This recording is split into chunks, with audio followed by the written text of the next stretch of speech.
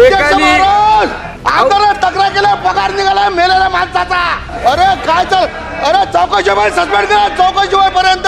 या संदर्भातली सविस्तर चौकशी स्थानिक लोकप्रतिनिधी महोदयांनी मांडलेल्यानुसार तिथपर्यंत ते संबंधित CDPO आणि सुपरवायझर यांना आम्ही सस्पेंड करण्याची कारवाई करू. सन्मान्य आमदार महोदयांनी निवेदनाद्वारे जी काही तक्रार त्या ठिकाणी केली होती त्यानुसार 20 मे रोजी FIR त्या ठिकाणी दाखल केलेला आहे आणि या संबंधामध्ये कडक कारवाई ही त्या ठिकाणी निश्चितपणाने अध्यक्ष महोदय केली जाईल. अध्यक्ष महोदय, कडक कारवाई कोणावर करणार? माझा स्पेसिफिक प्रश्न आहे, CDPO आणि सुपरवायझरवर कारवाई करा.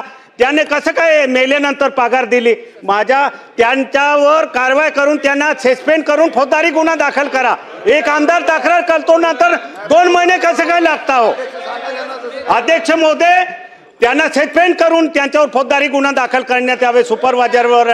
प्रकरण हे 1996चं आहे, ज्या वेळेला अंगणवाडी ही त्या संबंधित कुटुंबाच्या घरामध्येच भरत होती. या संदर्भातला FIR दाखल केलेला असून CDPO यांना सुद्धा आणि सुपरवायझर यांना सुद्धा त्याच्यामध्ये आम्ही FIR मध्ये त्यांच्या विरोधात सुद्धा दाखल केलेला आहे. त्याच्यामुळे जी काही कारवाई आहे ती त्या संदर्भातली कडक ही केली जाईल. आमदार तक्रार केला, पगार निघाला मेलेल्या माणसाचा.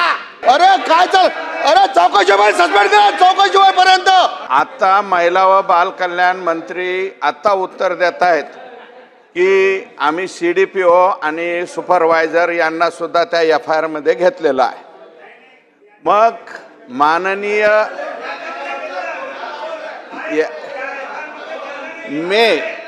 फेब्रुवारी महिन्यामध्ये विधानसभा सदस्य यांनी तक्रार केलेली आहे. त्याच्यावरती FIR मे महिन्यामध्ये होतो.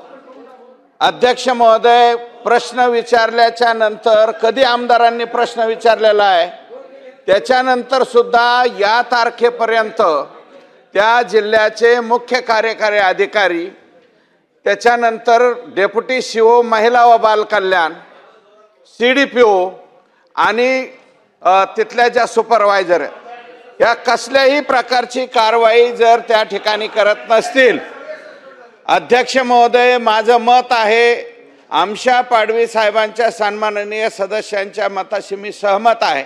याच्यामध्ये डेप्युटी CO महिला व बाल कल्याण, CDPO आणि तिथल्या ज्या कोणी सुपरवायझर असतील हे सर्वच्या सर्व निलंबित या ठिकाणी केले पाहिजे, तरच याच्यामधला न्याय त्या ठिकाणी मिळेल.